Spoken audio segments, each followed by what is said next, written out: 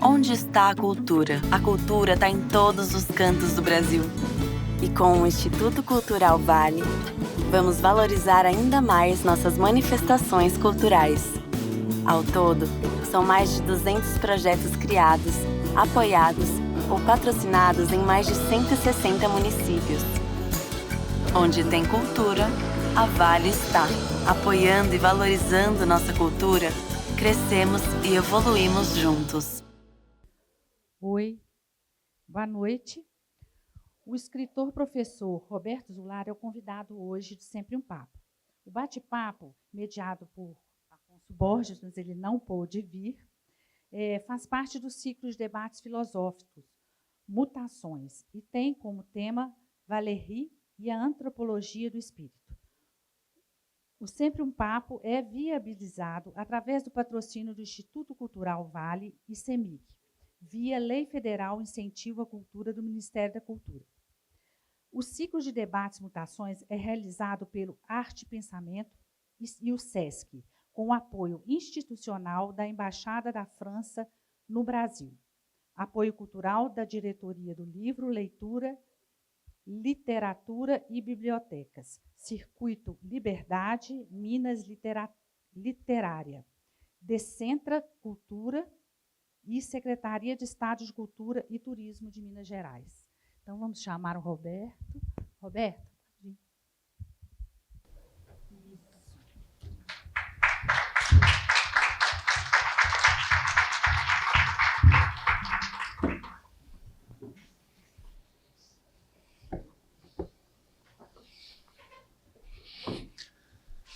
Boa noite a todos.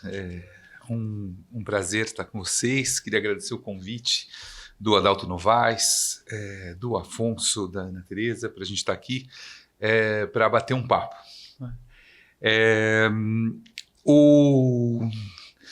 Digamos assim que a proposta, né, do Adalto Novaes, ela veio ao encontro de uma pesquisa de quase 30 anos, né, em torno do poeta pensador Paul Valéry, né? Então, o que eu vou tentar apresentar para vocês, eu vou tentar fazer assim, tentar falar um pouco do Valéry, tentar entender como é que esse tipo de problema surge para um jovem poeta no final do século XIX e tentar mostrar como no final da vida dele ele voltou num curso gigantesco no Collège de France, que o Georges Colli já citou, que é o curso de poética, e os últimos anos da vida dele ele passa tentando elaborar isso que o William Marx chamou de uma antropologia do espírito, que é o que nós vamos tentar discutir aqui. Mas eu gostaria, na verdade, antes de começar propriamente no nosso tema, eu gostaria de apresentar para vocês um pouco o Valéry, né? Na verdade, um poeta francês, eu insisto nessa coisa do poeta, né? Que nasceu em 1871, portanto, logo após a Guerra Franco-Prussiana. Ele atravessa a Primeira Guerra Mundial e morre logo depois do fim da Segunda Guerra, né? O Valéry foi uma das primeiras pessoas a quem o Charles de Gaulle convidou após o fim da guerra para pensar nos rumos da Europa. Então, para vocês terem uma ideia de quem nós estamos falando e do lugar que a poesia ocupava. Porque às vezes não parece claro, né? Hoje em dia, sobretudo, né? Mas o Valéry é o último grande poeta enterrado com honras de Estado, né? 3 dias de luta oficial. E isso teve um lado, né, de reconhecimento muito grande. Por outro lado, comprometeu demais, digamos assim, essa visão do Valéry como um poeta oficial, né? Vamos tentar trabalhar com essas duas coisas, é isso que eu queria contar um pouco para vocês. Então, o Valéry, muito cedo, em 1890, 91, amigo do André Gide, do Pierre Louis, ele começa a escrever poesia e ele é reconhecido por quem era, então, o maior poeta vivo daquele momento, ou o mais reconhecido poeta, que era o Stéphane Mallarmé. Então, o Valéry, com 21 anos, ele já era reconhecido como se o Drummond tivesse falado para ele, amigo, continua, guarda esse tom raro porque você tem um talento que é descomunal. E o Mallarmé, de certa forma, o escolhe como uma espécie de sucessor, se a gente pode chamar assim, e o Valéry, ele vai continuar a escrever poesia, mas ele entra numa crise gigantesca. Ele vai viajar para a Itália e ele entra numa crise, uma espécie de crise de nervo, uma espécie de crise do sentido da vida, do sentido da poesia, e ele toma a decisão de que ele não vai mais escrever poesia. Bom, é curioso, depois disso ele escreve uns 2 poemas e ele passa a se dedicar basicamente a escrever uns cadernos. Então imaginem vocês que o Valéry, desde 1894, ele acordava todos os dias pela manhã, entre as 5 e as 7 horas da manhã. Ele sentava para escrever como um padre senta para rezar, como exercícios de espíritos do São João da Cruz, como ele gostava de dizer, que foi um dos grandes inspiradores, e ele anotava esses cadernos que, ao longo da vida dele, fizeram mais de 27 mil páginas nunca publicadas. É quase impossível. Eu tento explicar isso para os meus alunos, eles falam, é impossível alguém... Né? Hoje você escreve uma coisa, você primeiro publica, depois escreve. Né? E alguém dedicar praticamente as melhores horas da sua vida a uma escrita sem finalidade. A uma escrita que tinha por função desenvolver essa capacidade de fazer, essa capacidade de pensar, essa capacidade de refletir. Sobretudo, para o Valéry, era fundamental entender tudo que estava implicado no ato de fazer poesia. É assim que surge aquela crise dos anos 90, né, do século XIX, porque ele falou, mas o que isso envolve de psicologia, o que isso envolve o que eu preciso saber de linguagem, o que eu preciso saber de funcionamento, da sintaxe, de funcionamento do verso, de política, de economia. E ele começa a se dar conta que, na verdade, para você pensar como um poeta escreve um pequeno verso, né, você precisa entender o universo. Então, é muito curioso isso. Como se ele tivesse tido um insight de que não basta escrever poesia, mas na medida que ele tenta começar a entender o que é o poético, quando ele se vê, ele está envolvido nas amarras de uma infinidade de conhecimentos impossível para um ser humano acompanhar. O fato é que ele tenta sistematizar essas ideias ao longo do século XIX, começo do século XX, e vocês podem imaginar que era um pouquinho ambicioso, né, o projeto, né, de fazer isso que depois ele vai chamar de uma antropologia do espírito. Né? Mas ele queria fazer um sistema dessas coisas. Ele estava tentando buscar como formular de novo, né, algo que um dos grandes heróis dele daquele momento fazia nos seus cadernos também, que era o Leonardo da Vinci. Então é uma coisa muito curiosa, esse menino de 20 e poucos anos, ele faz um dos ensaios mais importantes sobre Leonardo da Vinci do século XIX. Muito curioso. Por quê? Porque vocês sabem que ninguém dava bola para o Leonardo da Vinci. Né? Os grandes pintores do Renascimento eram o Michelangelo, o Rafael, e o da Vinci era aquele muito mal resolvido. Né? E o Valéry, reconhecido pelo Gombrich, foi um dos primeiros a falar, mas o Leonardo da Vinci, ele mostra que o projeto é mais importante do que a obra, que o fazer é mais importante do que a coisa feita. E mais, diz o jovem Valéry, Leonardo da Vinci era um filósofo porque ele não separava o pensar do fazer. Se vocês começarem a entrar no clima dessa frase, né, Leonardo da Vinci é um filósofo porque ele não separava o pensar do fazer, vocês começam a entender um pouco do problema que vai nos levar ao longo da nossa conversa hoje. Né? O que fascinava o Valéry no Leonardo da Vinci eram coisas do tipo alguém que para pintar um corpo por fora queria entender como é que o corpo funcionava por dentro. E vocês sabem que é assim que começa o estudo de anatomopatologia, um dos primeiros e mais importantes estudos. Né? Então, de alguma forma, para você ser pintor, você precisava virar médico, né? Você precisava entender o corpo, você precisava entender a dinâmica, precisava entender a dinâmica dos fluidos, precisava entender fórmulas matemáticas. E o Valéry ficava absolutamente assombrado como no Leonardo da Vinci uma coisa se transformava em outra. E ele escreve um texto que ficou muito famoso, chamado Introdução ao Método de Leonardo da Vinci. E ele tinha 23 anos quando ele fez isso. Eu falo isso porque às vezes a gente fica...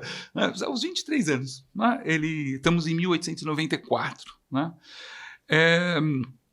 e ele falava assim: Valéry sabe do que é feito um sorriso, pode colocá-lo na frente de uma casa, na sinuosidade de um jardim.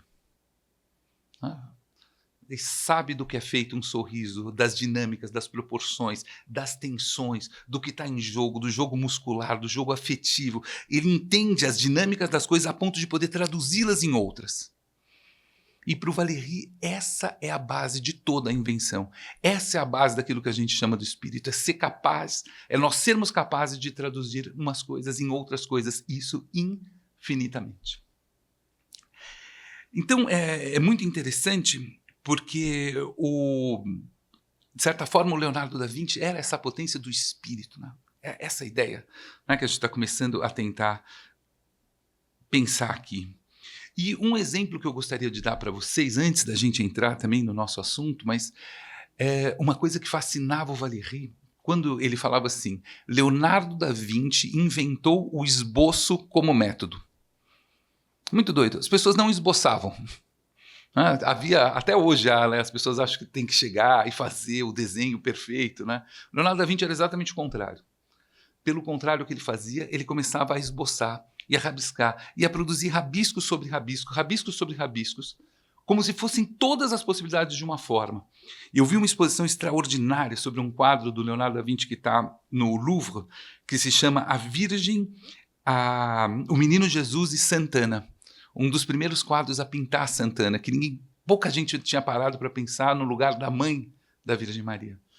E para construir esse quadro, ele tinha assim infinitas posições, e ele ia fazendo essa possibilidade, o rosto de um lado, o rosto do outro, o rosto vindo para cá, ela olhando para lá, e tudo isso ia se sobrepondo como possibilidade dentro do papel. Depois ele vinha com um estilete e recortava aquela que ele ia escolher entre todas as possibilidades que ele tinha produzido. O que significa, isso é difícil de explicar para os mais jovens, que a arte tem a ver com a produção de possibilidades. A gente acha que as possibilidades já estão todas dadas. E o que o Leonardo percebe é que você precisa produzir. E entre essas possibilidades, quando você realmente consegue entrar num mundo em que essas possibilidades se dão de fato, algo como uma ética da escolha, ou o que o Valéry chamaria de uma ética das formas, se coloca. Ou seja, nós temos um jogo aqui, e é isso que eu queria chamar a atenção de vocês, é a importância que o Valéry dá a essa indeterminação do qual o Leonardo é fundamental. Essa ideia de que você não tem apenas uma ordem, você não tem apenas uma lógica, você tem lógicas que se sobrepõem. O mais difícil é escolher entre diferentes lógicas possíveis. Você não tem um mundo sensível, você tem muitos mundos sensíveis. O mais difícil é saber como operar na diferença entre esses mundos.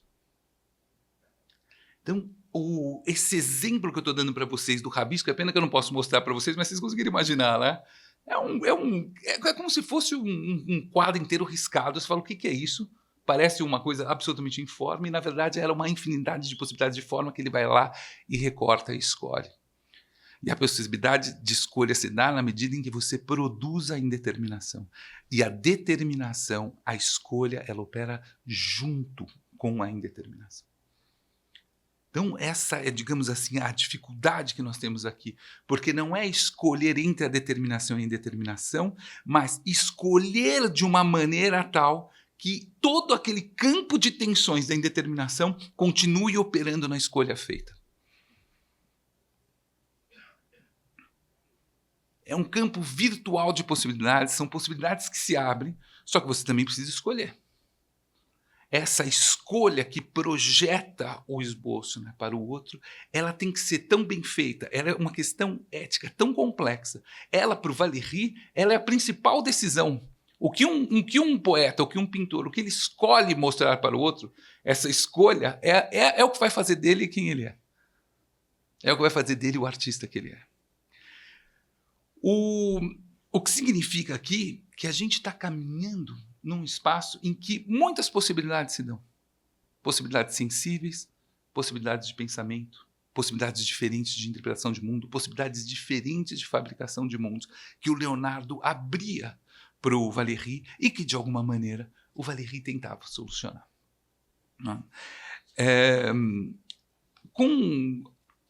Quando chega a Primeira Guerra Mundial, o Valéry volta a escrever poesia. Ele tinha parado, né, durante 20 anos de escrever poesia.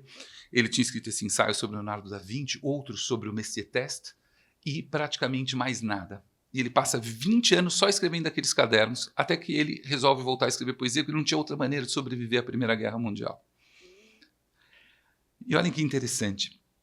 Quando ele volta a escrever poesia, ele escreve um poema que é dificílimo. Foi traduzido pelo Augusto de Campos num livro chamado Língua Viagem e que se chama A Jovem Parca. O que acontece na vida do Valéry é que esse poema, que ele passou 4 anos escrevendo, um poema gigantesco, ele é publicado em 1917 e ele vira um sucesso estrondoso com o fim da guerra. Esse poema Jovem Parca. Juntamente com a Jovem Parca, se publica o Introdução ao Método de Leonardo da Vinci do Valéry, o Messier Test, que ele já tinha feito, depois eu vou comentar um pouquinho disso, e, em questão de anos, aquele poeta que só escrevia para ele vira o poeta oficial da França e da Europa. E isso faz com que o Valéry passe a ter assim, uma vida pública, da qual ele tinha que responder com vários ensaios, com vários. O Valéry, por exemplo, é um dos primeiros a defender a formação de uma comunidade europeia, ainda nos anos 20. Ele se encontrava muito com Einstein, e contam uma anedota de que, de tanto contar, a gente acredita que é verdade, que o Valéry estaria passeando com Einstein e perguntou: Einstein, como é que você anota as suas ideias? Aí o Einstein virou para ele e falou: eu só tive 1 ou 2 ideias da minha vida. Porque eu falei, essa é a fascinação dele, as ideias, as possibilidades, os mundos, mas isso nunca foi um problema para mim, né? Pelo visto, parece que isso realmente aconteceu. E nessa posição de poeta, o Valéry ele vai retomar isso que a gente chamou dessa indeterminação no mundo, né? Da pintura, das possibilidades sensíveis, das possibilidades de pensamento, dessa relação entre o fazer e o pensamento. Ele vai retomar na poesia a partir de uma definição das mais famosas do século XX sobre o que é a poesia, em que ele vai dizer que a poesia é a hesitação prolongada entre o som e o sentido. A poesia é uma hesitação, é você caminhar entre um lado e o outro, é você estar numa báscula prolongadamente entre o som e o sentido. O que significa isso para o Valéry? Isso significa que há um espaço, né, que a poesia responde, que é um espaço no qual tanto as camadas sensíveis dessas variações dos afetos, dos sentimentos, quanto o pensamento e a produção de sentido, elas trabalham juntas. De novo, eu estou tentando convencer vocês da mesma coisa. Poesia não é o sentimento contra a razão. O Valéry não é à toa que ele escreveu um grande texto chamado Poesia e Pensamento Abstrato, mas a poesia é a capacidade de pensar com os afetos. Poesia é a capacidade de pensar com a sensibilidade. E essa potência, né, de atravessamento entre a sensibilidade, de você pensar o sensível, o corpo, o mundo, juntamente com o espírito, é que vai levando Valéry a formular essa possibilidade do espírito como mutação, como transformação, como diz o Adalto Novaes. O espírito como esse campo de transformações, de mutações, essa hesitação prolongada entre muitas possibilidades, como a gente viu com Leonardo da Vinci. Essa hesitação entre o sonho e o sentido, entre as qualidades sensíveis e as capacidades de pensamento, entre as percepções que a gente tem do mundo, as sensações. E a grande dificuldade, e é esse que me parece ser a novidade do Valéry em relação a tudo isso, é como a gente cria relação, como a gente cria conexão entre mundos tão heterogêneos.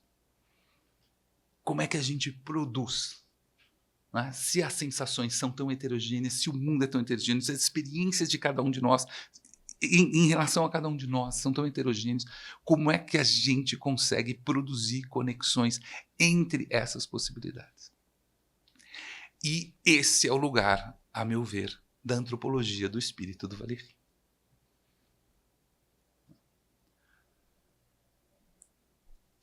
Tudo bem? Até aqui? Foi? Eu só apresentei para vocês entenderem o problema. Porque o que vai acontecer?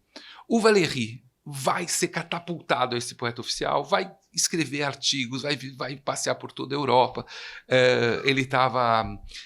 O João Cabral de Melo Neto, ele tinha sido selecionado pelo Itamaraty para receber o Paul Valéry no Brasil. E foi uma das maiores frustrações da vida dele. Ele dizia, porque era o sonho dele, era conhecer o Valéry, que ele dizia que era a pessoa mais inteligente que já existiu. O João Cabral de Melo Neto falando do Valéry. Né? Fato é que o Valéry, em 1937, já muito idoso, é convidado pela instituição mais prestigiosa da França, que é o Collège de France, para dar aula. E, sinceramente, ele aceita por questões monetárias. Né? O Valéry não tinha sido alguém talhado para ser um professor. Né? E, no entanto, ele aceita e ele vai ter a oportunidade, então, de desenvolver perante um público, ao longo de anos, até o final da vida dele, de 1937 até 1945, essas ideias, essa tentativa de organização de uma antropologia do espírito.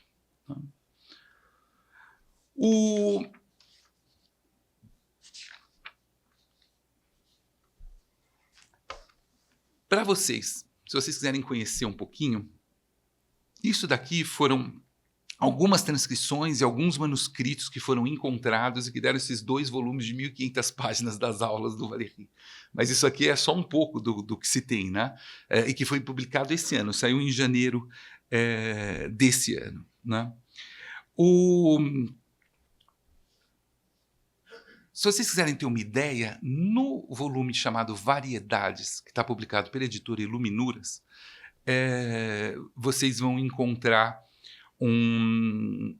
a primeira aula do curso de poética do Valéry, onde muito disso que eu estou falando vocês vão poder ler lá. Chama-se exatamente assim, primeira aula do curso de poética. Né? Para trazer agora para o nosso mundo, para o tema da nossa palestra, né? O que o William Marx, que é o organizador dessas anotações do curso, chama de antropologia do espírito, diz ele. Uma antropologia total da criação e da vida intelectual. Uma antropologia no sentido de que aí estão intimamente articuladas e como nunca antes 3 dimensões constitutivas da existência humana: a biológica, a social e a histórica. Essa perspectiva antropológica global tem tudo para renovar profundamente nossa compreensão do projeto de pensamento de Valéry, ao finalmente destacar a profunda unidade que fundamenta uma das mais completas concepções da humanidade e do mundo já produzidas. A proposta, digamos assim, ela é muito forte. Né? Entre a humanidade e o mundo, entre o nosso corpo e as outras miríades de corpos, a antropologia do espírito surge como a possibilidade de pensar uma dimensão não apenas humana e seu mundo próprio, mas de que o mundo é composto por uma multiplicidade de mundos que outros corpos constituem e que se forma na inter-relação entre eles. Eu contenho um mundo que me contém. O mundo está dentro de mim, assim como eu estou dentro do mundo. E na diferença entre esses mundos habita a dimensão do espírito. Para construir esse complexo jogo de matrioscas que se engolem umas às outras, porque essa é outra imagem que eu queria dar para vocês. Como é que o Valéry pensa? O espírito, dentro do espírito está o corpo e o mundo, dentro do corpo está o mundo e o espírito. Dentro do mundo está o corpo e o espírito. Uma coisa vai engolindo a outra. Se você olha uma coisa do ponto de vista do espírito, mundo e corpo é uma coisa. Se você olha uma coisa do ponto de vista do corpo, mundo e espírito é outra. Esse é o jogo do Valéry. Dependendo de onde você constitui o ponto de vista, as coisas vão mudando. E elas estão sempre em um campo de inter-relação. Isso que eu estou chamando dessas matrioscas que se engolem umas às outras, né? Para fazer isso, e aí vocês vão começar a entender como é que ele vai tentar organizar, digamos assim, esse caos, né? Como é que ele vai organizar essa bagunça, né? Como é que ele vai organizar esses mundos tão heterogêneos em que tudo está o tempo todo se interseccionando, né? E aí ele vai fazer uma ideia que é muito simples, que é acrescentar um pequeno i na palavra poética e chamá-la de poiética. Com isso, ele retoma o sentido da raiz de poien, da raiz da palavra grega poien, que nada mais quer dizer do que fazer. Esse fazer é uma dimensão decisiva da aventura humana.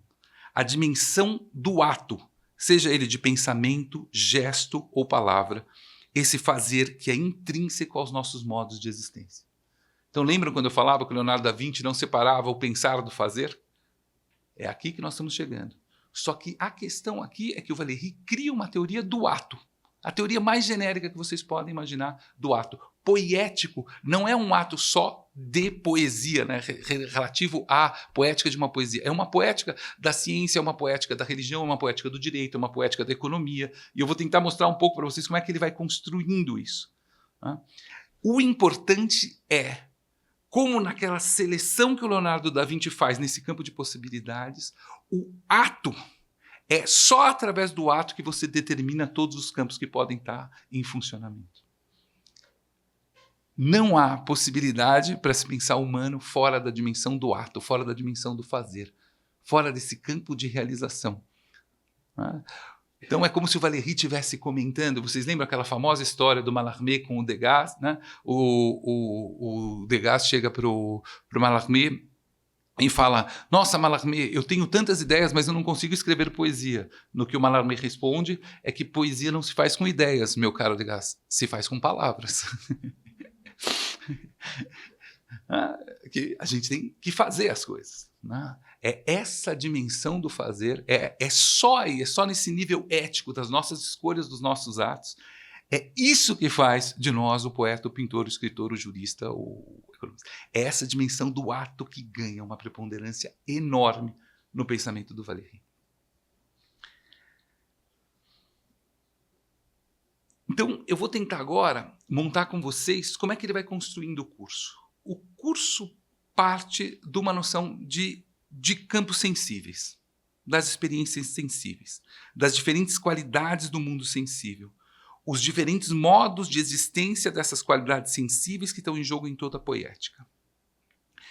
E aí, o que o Valéry começa a mostrar? Que se a gente começa a sensibilidade do visual e das cores, aos poucos, o próprio sensível ele vai se organizando e se estruturando e construindo o sistema de cores. Então, tudo que ele vai partir de uma ideia muito simples das cores complementares. Você vê uma cor e você imagina outra, né? Acho que é uma experiência conhecida, né? A gente vê uma cor e a gente imagina outra. A gente vê uma parede branca, né? E a gente dali a pouco já está imaginando coisas. A gente vê uma nuvem e a gente vê figuras. O que o Valéry está falando é, cara, o nosso cérebro constrói. Aqui não é nenhuma sensação, nenhuma percepção. O que a gente faz é criar estruturas dentro de experiências sensíveis. Só que imaginem que isso acontece no som, isso acontece na cor, isso acontece na textura, isso acontece no modo como a gente articula os movimentos. O que significa que o próprio pensamento, ele é uma sensibilidade que se organiza em cada um dos seus campos sensíveis. Essa seria a primeira invenção do Valéry, do Poet. É dizer que a gente vai, a própria sensibilidade, ela vai organizando sistemas. Os sistemas, eles não são externos, não é que é o sistema contra o mundo sensível. O sistema é um modo de ser do sensível. A articulação é um modo de ser das coisas. Só que qual é o passo que ele dá em seguida? A questão é que nós não só articulamos cada sistema. Então as cores, os sons, os gostos, os cheiros. Não, a questão é que esses sentidos, essas sensibilidades heterogêneas, elas começam a se atravessar. Então, o ponto ali do curso é que você tem um sistema de diferenças interno a cada uma dessas sensibilidades, desses campos sensíveis, mas esses campos sensíveis se atravessam. E eles começam a produzir um campo de inter-relação entre eles. Significa que, o tempo todo, o nosso mundo sensível está em constante variação. Ele está em constante variação. Ele está variando as cores, as possibilidades, isso tudo está dando. E os sistemas também vão se produzindo, infinitamente. É como se a gente tivesse um campo sensível e um campo de sistemas se produzindo, os dois conjuntamente. E o que amarra a dimensão dessas duas experiências de transformação, a sobredeterminação das nossas possibilidades de pensamento, de organização, de sistematização, e os campos sensíveis que se atravessam, é a dimensão do ato. Então, o que eu vou tentar desenvolver com vocês é que cada ato é uma espécie de nó. Cada mínimo ato, cada uma das nossas mínimas ações, é uma espécie de nó. Um modo singular de amarrar esses mundos heterogêneos que variam e se sobredeterminam. Cada um dos nossos atos.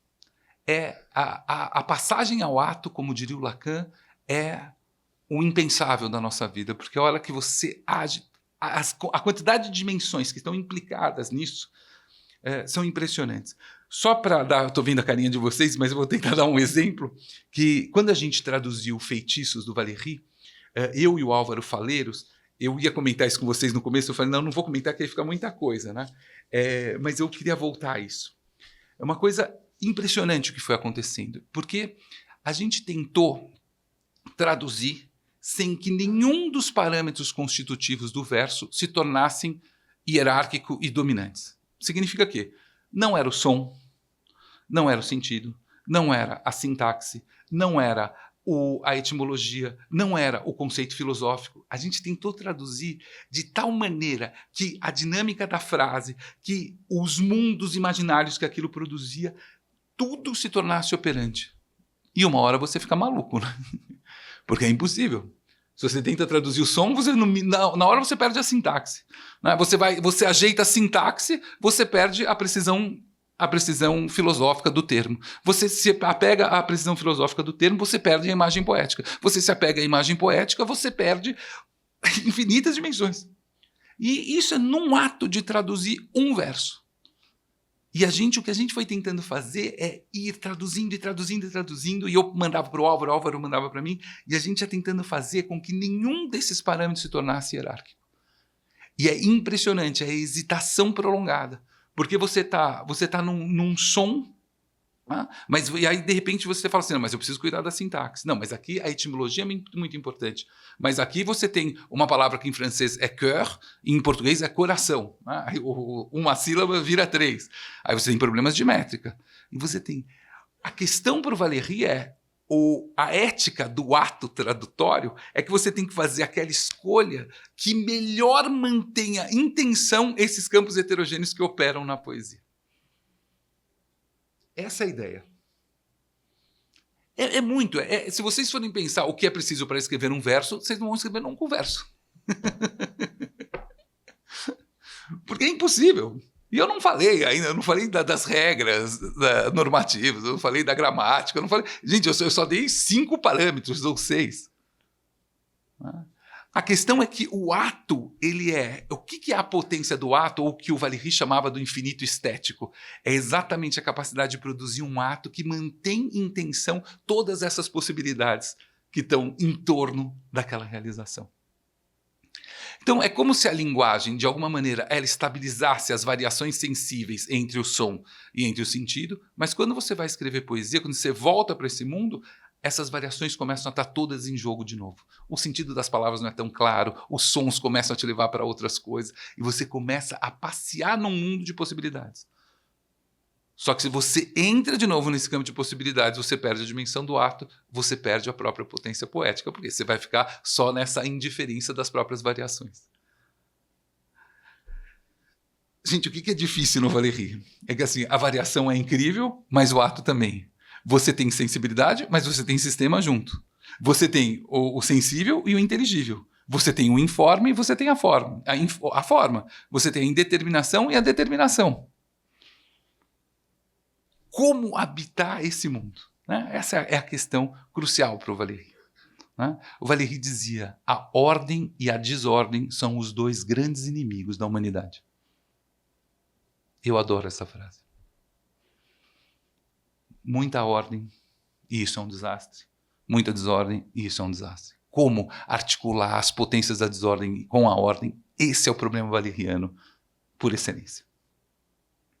A questão da antropologia do espírito, vocês vão ver, eu estou dando um exemplo muito claro, mas a questão da antropologia do espírito é como operar essa articulação.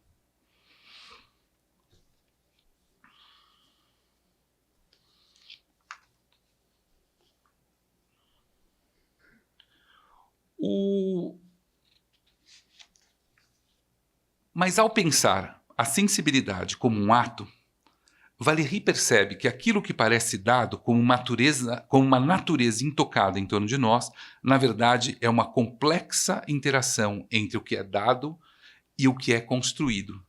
Mesmo o nosso corpo, o mundo ou aquilo que chamamos de natureza está o tempo todo se fabricando. No fundo, estamos respondendo ao corpo e ao mundo o tempo todo, sendo que o que chamamos de espírito é um contínuo de atos que marcam a passagem de uma percepção a uma sensação, de uma sensação a outra sensação, de uma situação a uma ideia, de uma ideia a um afeto, de um afeto a uma lembrança. Em suma, estamos infinitamente traduzindo uma coisa por outra. Mesmo porque, para Valéry, as próprias coisas, as coisas em si, como os filósofos gostam de dizer, se caracterizam por sua transformação, pela possibilidade de se transformarem em algo diferente do que são. Quer dizer, é pensar essa transformação contínua. Pensar essa transformação continuamente. A graça é que, como para os grupos de transformação de Lévi-Strauss, toda transformação implica em algo que se conserva. Não há transformação sem conservação. Esse é um tema tão importante que Valéry chega a definir a poética e as obras de espírito como uma transformação que tem a própria transformação por objeto. E ele diz que a transformação dessa transformação em um curso é isso que dá no curso de poética, em que nós temos aqui os rastros da passagem desse movimento que nos permite, de alguma forma, tentar reconstruí-lo, como eu estou fazendo aqui. São traduções infinitas. No fundo, a forma, aquilo que se conserva, é a forma de uma relação. E esse é o ponto que eu queria chamar a atenção. Um modo de interação.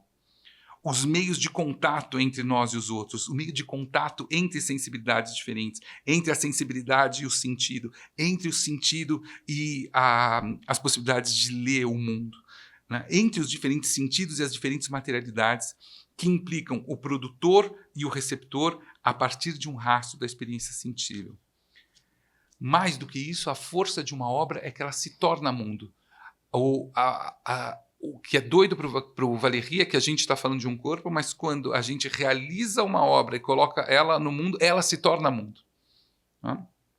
Isto é, torna-se algo diferente do que ela é e que possibilita um outro mundo de traduções de sua forma a partir de outras pessoas, de outros tempos e de outros espaços.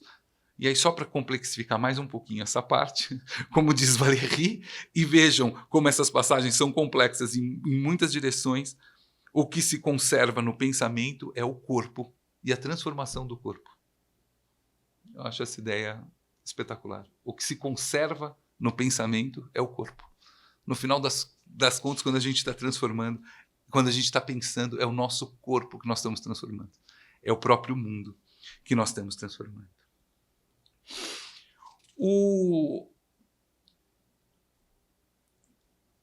Se, de alguma maneira, isso aqui ficou claro para vocês, a gente pode dar o nosso último passo, né? E tentar entender como é que ele resolve isso, né? Como é que o Valéry resolve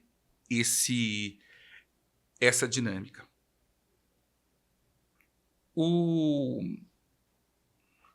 Então, nós partimos dessa possibilidade de pensar uma teoria do ato pensando em um campo de forças heterogêneas. A grande tentação do espírito é tentar homogeneizar essa heterogeneidade. É querer tornar tudo muito claro, tornar tudo muito compreensível, tudo muito controlado, né? A ponto de tornar o próprio espírito supérfluo. Eis que, ao contrário do que esperávamos, e é isso que diz o Valéry, o espírito vive daquilo que escapa, da distância, do desvio entre esses mundos, entre o corpo e o mundo. Essa teoria do ato dentro de um campo virtual de possibilidades entre diferenças, entre mundos heterogêneos, é aquilo que Valéry chama de poética, né? E essa poética, ela se dá em diversos níveis. Então ele vai falar de uma poética científica, de uma poética artística, de uma poética das instituições fiduciárias, né? Ele vai começar a generalizar essas relações que eu não vou entrar aqui. O ponto em que vocês vão ver, né, é que quando a gente fala essa transformação, o que o Valéry começa a perceber é que essa dinâmica do ato ela se tornou constitutiva da experiência contemporânea. Em que sentido? Diz o Valéry, o homem moderno que rejeitou a metafísica verbal entra na metafísica em ato. Ao lado, para além da física, não é mais o psíquico, não é mais a teodiceia, nem a cosmologia que se coloca. É a modificação do mundo, e não a explicação do mundo, não mais a concepção do mundo, não mais a busca do verdadeiro, mas a modificação do real. Tudo subordinado ao fazer. E aí ele percebe o nó, que é isso que o Adalto não vai chamar muito a atenção, que é, no fundo, o problema do espírito ter se tornado supérfluo é que o espírito acabou dominando todas as dimensões da vida. É o contrário do que a gente pensa. Não é porque está faltando espírito, é porque tem espírito demais, né? Então, por exemplo, os próprios seres vivos eles estão completamente dominados pela biotecnologia. Quer dizer, quando a gente fala em corpo, o que nós chamamos de corpo não é mais um corpo, é um corpo completamente modificado pela ação do homem. A própria questão da inteligência artificial, que ficam discutindo o tempo todo, não vamos entrar nisso agora, mas é muito interessante como nos fascina a ideia de um pensamento sem corpo. Interessante, eu acho muito legal, não vou entrar nisso agora. E o problema do antropoceno, vocês viram essa discussão dessa semana, né? Do lago que descobriram lá no fundo, o plutônio, significa que não há mais nada no nosso planeta que não tenha sido afetado pela ação do homem. Quer dizer, o próprio mundo se tornou espírito, a inteligência maquínica se tornou espírito, né? O próprio corpo se tornou espírito pela biotecnologia.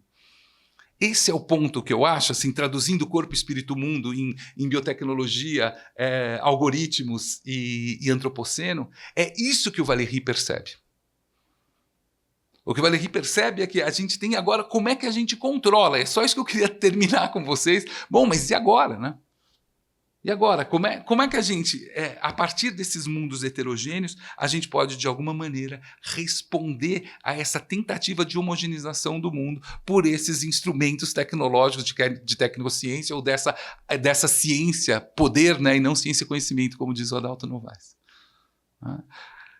E a preocupação do Valéry é essa, ele não tem nenhum problema com a ciência. Ele não tem nenhum problema com a religião, não tem nenhum problema com a mística, ele não tem nenhum problema com a poesia.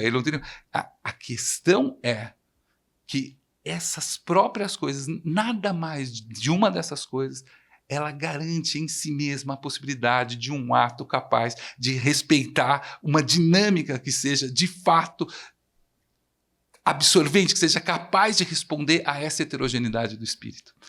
É como se a gente se tornasse biólogos, como se a gente se tornasse técnicos em informática, de direito, como se a gente tivesse se ultra-especializado e não tenha mais ninguém capaz de pensar a relação entre as coisas. Então eu gosto de brincar com os meus alunos, o Valéry seria o mais antiterraplanista dos seres. Porque a ideia dele é pensar, mas como é que a ciência muda a maneira como eu vejo o mundo? E a maior resposta para os terraplanistas que eu vi, eu não sei se vocês viram isso, mas é um cara falando assim, a questão é que se eu pensasse que a Terra é plana, eu não seria capaz de inventar o celular que o terraplanista está usando para defender que a Terra é plana. Eu adoro isso. Porque, de fato, o que está em jogo aqui é que nós acabamos esse campo de especialização, o problema está no modo de uso. Portanto, o que precisa mudar, não basta você ter uma poética, você precisa ter uma ética e pensar uma política dessas camadas heterogêneas que se atravessam. Eu acho que essa beleza da anarquia valeriana, né? Essa economia dos fluxos energéticos entre muitas instâncias de produção e recepção, que trabalha a distância, o desvio, o hiato entre essas camadas sensíveis, e as camadas afetivas, entre as camadas afetivas e o ato, entre o ato e a estruturação do saber, entre a estruturação do saber e as questões da natureza, entre a natureza. Quer dizer, esse é o mundo que o Valéry acha que poderia, de alguma maneira, criar um campo de conexão entre essas experiências, capaz, de alguma maneira, não permitir que nenhuma delas se torne absolutamente hierárquica e queira dominar todas as outras. Né? A gente fala do antropoceno e vocês sabem a questão do fitoceno, né? Chegou um momento em que as próprias plantas se tornaram tão hegemônicas, né, que elas produziram tanto oxigênio que elas começaram a morrer. É mais ou menos isso que nós estamos fazendo. Né? O que o Valéry está tentando pensar é como pensar, então, um mundo sensível em que as variações sensíveis, as possibilidades de pensamento e as dinâmicas afetivas dos atos consigam achar dinâmicas importantes de relação entre elas. Como pensar uma poética que também seja uma ética e uma política. Como pensar uma relação em que não seja todo corpo, nem tudo espírito, nem todo mundo, em que você crie realmente formas, por isso que ele escreve 100, né? Em que você crie realmente uma conexão entre corpo, espírito e mundo.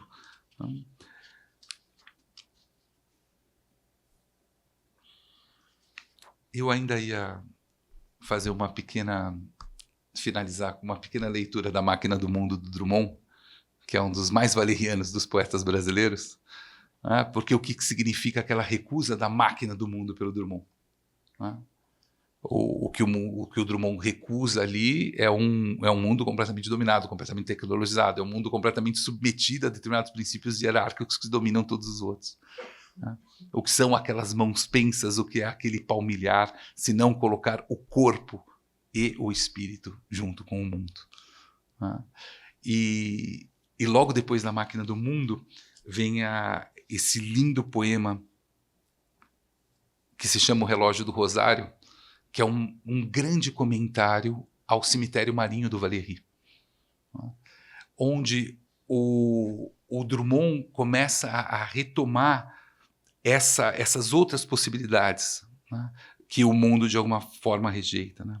Diz o Drummond, e nada basta. Nada é de natureza assim tão casta que não macule ou perca sua essência no contato furioso da existência.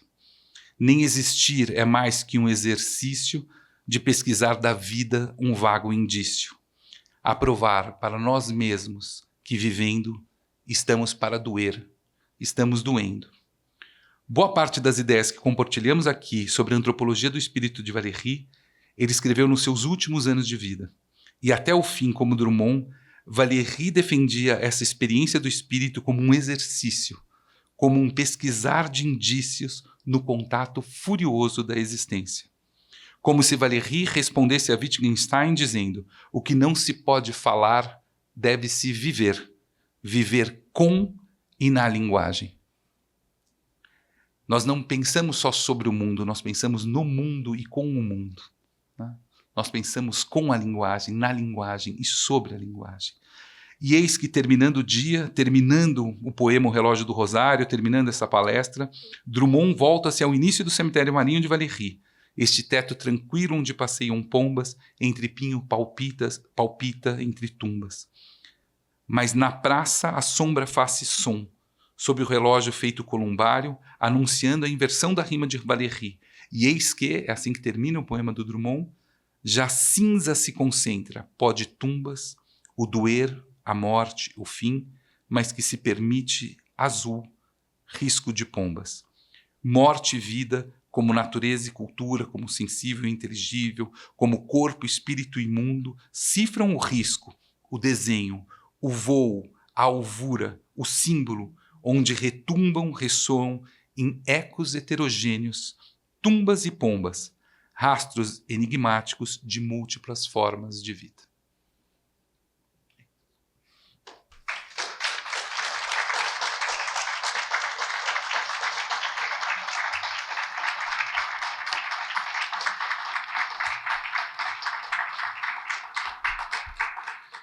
Alguém quer fazer alguma pergunta? Quer, gente? Alguém? Não? Se quiser continuar uma coisa? Não. Tá tudo bem, então? Nenhuma pergunta? Ah, nenhuma. Peraí.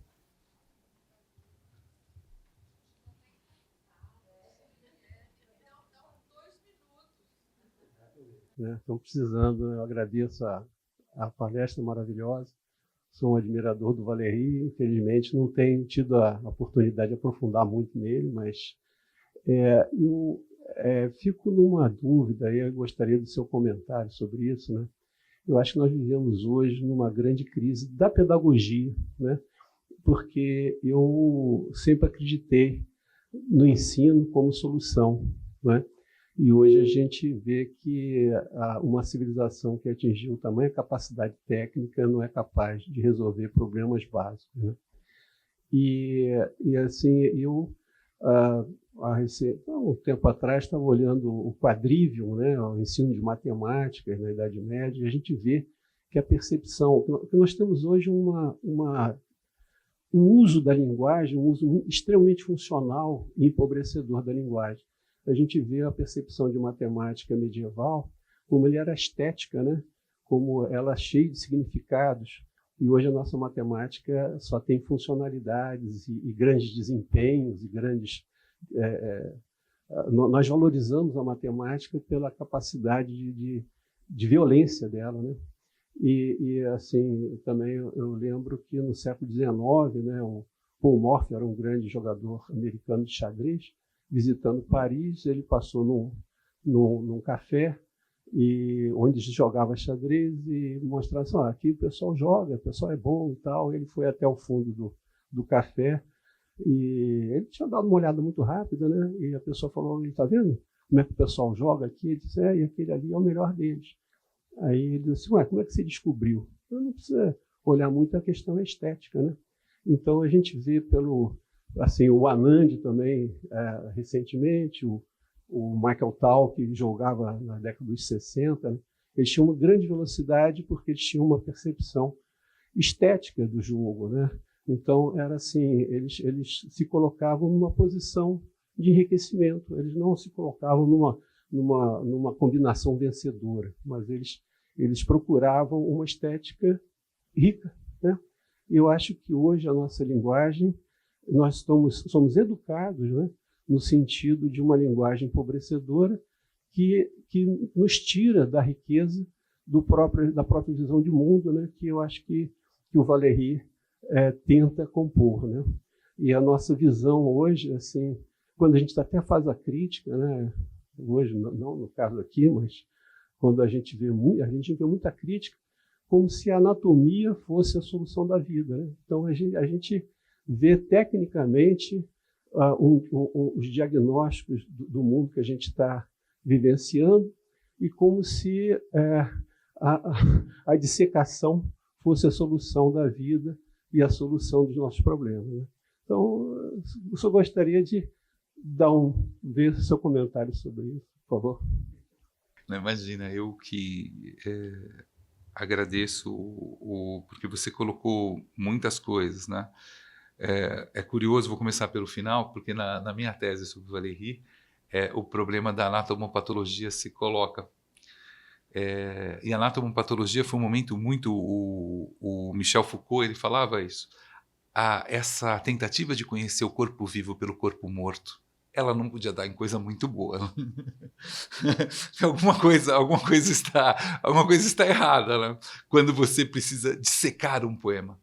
O Valéry tinha horror, ele causou furor na França quando ele falou que tinha que tirar a poesia do ensino, porque vocês estavam estragando, né?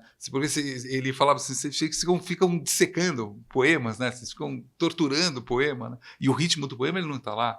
O ritmo do poema está exatamente nisso que você falou, nessa dimensão estética do próprio xadrez, né? E é muito bonito o que você falou, porque isso é muito um resumo da aula, né? da nossa conversa aqui, que é você tem um sistema ali, que é um sistema completamente fechado de posições, de possibilidades, mas que, na verdade, você opera ele a partir de outros campos sensíveis. Ali você deu um exemplo do que é um campo sensível, porque o cara monta esteticamente, porque ele tem uma visão, uma percepção que não é do jogo das estruturas de diferenças internas ao jogo, mas há um determinado modo de conduzir a dinâmica sensível das peças, né? Se eu entendi o que você falou. Então, de fato, é isso. A questão que realmente, isso eu acho que você tem razão, e você toca num ponto. Quer dizer, a linguagem ela é muito mais potente, ela é muito mais indeterminada, ela é muito mais sensível. Por Valéry, o pensamento nada mais é do que uma supersensibilidade. E a linguagem nada mais é do que um atravessamento de campos sensíveis. A linguagem ela nada mais é do que, como eu falei, sabe, daquele nó que atravessa. A linguagem é uma espécie de nó que organiza essas variações de som e de sentido. É que, na verdade, para o Valéry, uma aula de linguagem, ela deveria nos reinstaurar nesse lugar da hesitação. É como se a gente tivesse o tempo todo reinventando a linguagem, reinventando a sensibilidade, retomando as sonoridades. Ele dizia, por exemplo, tem coisas no Valéry que são incríveis. Ele falava, a linguagem é como uma mão, sabe? É uma mão com 6.000 dedos. A linguagem é como você articula, né?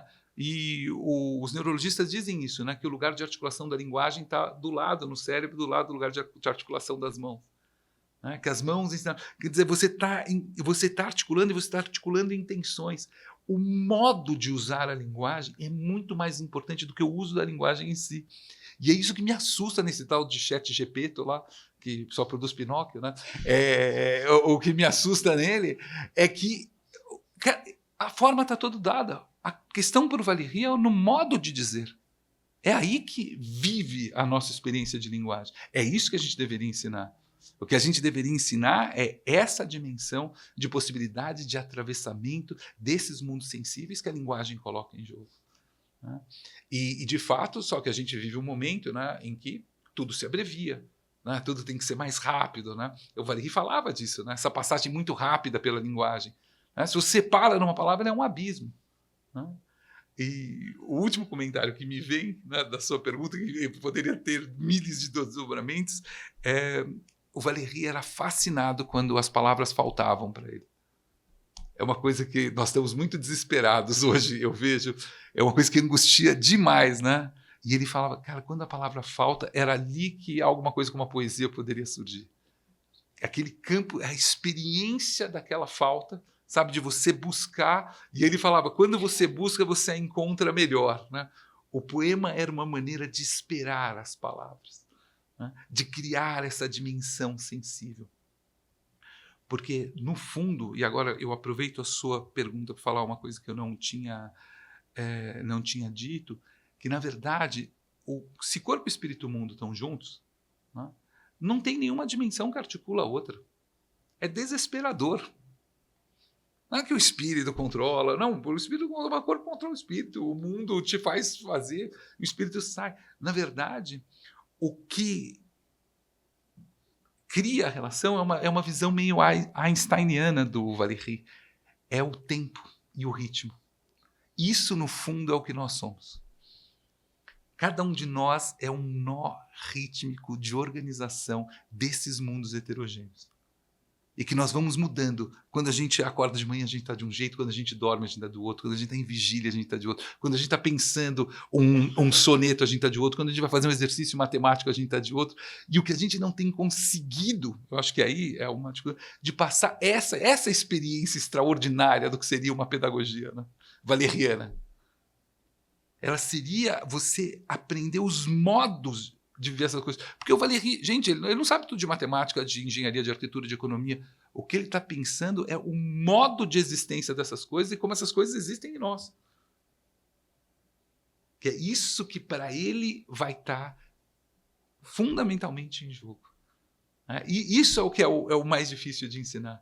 Na verdade, eu até escrevi aqui, alfabetizar, no sentido valeriano, seria ensinar alguém a passear por esses campos heterogêneos. Ensinar que um microfone não é um microfone, que ele cria transformações, que ele vira o som, que o som vira outra coisa, que a outra coisa vira o vazio, que o vazio vira uma imagem. É você aprender a habitar esse espaço de transformação das coisas. Só que, como a gente não tem acesso à própria transformação, né, o que a gente tem é uma experiência do tempo. É uma duração, é um ritmo. Como se cada um de nós fosse um nó rítmico no final. Eu saí um pouquinho da sua questão, mas é que me deu muita vontade de voltar para esse pedacinho do texto.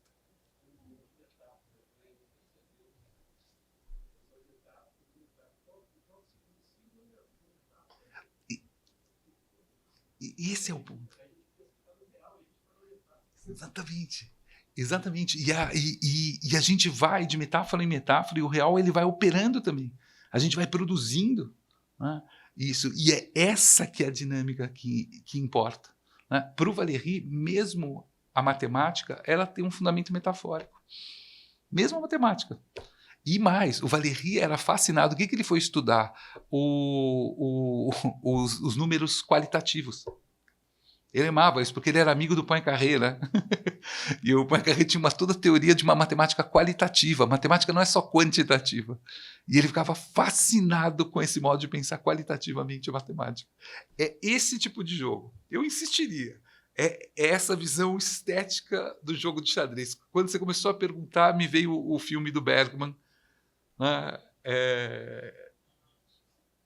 Você começou a perguntar, é engraçado, e eu já transformei a sua pergunta num jogo. Eu falei, cara, aquele jogo com a morte, né, do filme do Bergman, eu falei, cara, é a percepção estética do jogo. Né? Então é muito interessante. O jogo está lá, mas ele não reduz a nossa experiência. Sétimo selo. Obrigado. Mais alguma pergunta?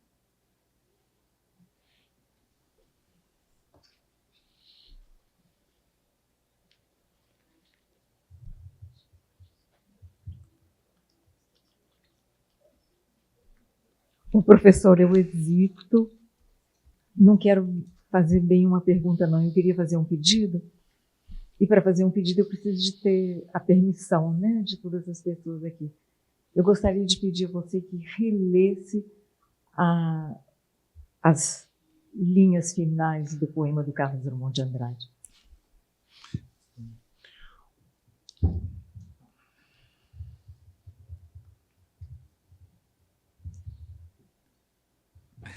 Eu não tenho um pedacinho aqui que eu vou fazer de cabeça, mas vamos lá. Estamos no finalzinho do poema, né? Porque o poema é todo um poema sobre a dor. Né? O choro, que eu tenho no lusco-fusco da treva, onde se ouve o choro pânico do mundo, que se entrelaça no meu próprio choro, e compomos os dois um vasto coro. Aí vai indo nesse choro, esse choro se desdobra em amor, e de repente esse amor que parecia uma coisa ideal, e nada basta. Nada é de natureza assim tão casta, que não macule ou perca sua essência no contato furioso da existência. E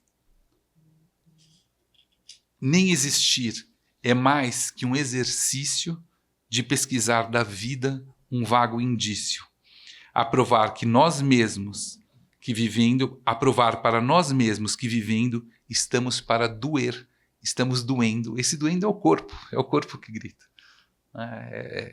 Esse, né? É aí que o corpo, o espírito e o mundo, depois da recusa da máquina do mundo, o corpo se constrói com o mundo. Né? O Valéry dizia assim, num outro poema, não se arrebata um mundo de feridas tão profunda sem que seja o usurpador uma profunda ferida. Você não toca um mundo de ferida tão profunda sem que você mesmo seja uma profunda ferida. Eu acho que é por aqui que o Drummond pega.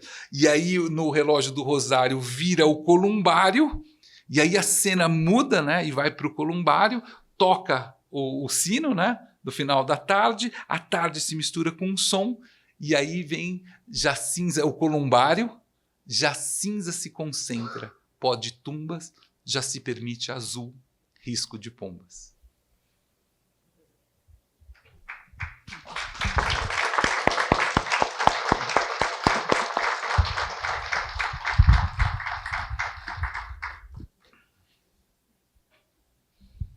Ainda pode fazer mais uma pergunta, se alguém quiser. É a última, tá? Olá, boa noite. Eu tenho pesquisado bastante Bachelard, já tem um tempo, e o Bachelard ele traz no trabalho dele uma distinção entre o espírito e a alma. E eu gostaria de saber se o Valéry ele fala alguma coisa, se ele faz essa distinção também, como que ele trata esses dois termos. Eu adoro, por isso que a pergunta é legal. A gente vem aqui para isso, na verdade, né? Mas eu vou só te ler a epígrafe do meu texto. É uma epígrafe do Saussure. Quanto a esgotar o que está contido em espírito, por oposição à alma ou a pensamento, uma vida humana poderia ser exagero... Quanto a esgotar o que está contido em espírito, por oposição à alma ou pensamento, uma vida humana poderia, sem exagero, ser dedicada a isso. Então, a sua pergunta não é irrespondível, né? Assim, eu posso tentar te dizer um pouco pelo Valéry. É curioso, porque o Bachelard, eu acho que tem muito a ver, né? O Bachelard é uma tentativa de continuar, porque teve um grande debate sobre a experiência do Valéry com a ciência, se ele entendia de ciência, se ele não entendia, até que o Dieudonné, que é o medalha Fields de matemática, assim, a matemática não tem prêmio Nobel, né? Medalha Fields é o Nobel de matemática, e ele falou assim, o que me interessa é a escuta poética do Valéry à matemática, que eu acho que lembra muito o Bachelard. O que eu acho é que aqui está em jogo no Valéry a alma não se restringe, o espírito não se restringe a pensamento e nem a alma. Ele é mais amplo. Ele é infinitamente mais amplo. E é muito interessante. E ele também não se separa do corpo, né? Então é uma dimensão espiritual, mas é uma dimensão espiritual que está ligada ao material. Né? Não tem espírito e corpo, natureza e cultura, né? o sensível e o inteligível. Quer dizer, no Valéry, tudo isso vai encontrando as suas conexões. Né? De alguma maneira, porque para o Valéry é aquele problema de uma separação, né? Toda essa questão tradutória de separar o corpo e a alma. Né? E a palavra espírito, ela retoma ali, e a gente hesitou muito em traduzir por espírito, porque é uma palavra que em português tem uma dimensão muito diferente da que ela tem em francês. Então, mesmo é muito diferente quando você fala l'âme em francês, ou você fala esprit, né? Então isso tem muita diferença. O que, para mim, acho que eu tentaria te responder, mas assim, não respondendo, né, porque é impossível responder assim, de uma maneira, digamos, rápida ou de uma maneira muito clara, é que o espírito ele é mais. Ele passa, inclusive, por um espírito de Deus, ele dá para pensar em termos valerianos. Né? São modos de transformação das coisas. a hipótese divina, a possibilidade, sabe, de um signo. Por isso que ele não confunde, por exemplo, o espírito com um signo. Ele nunca deixou que um sistema signo tomasse conta. Por quê? Porque o espírito é mais. Né?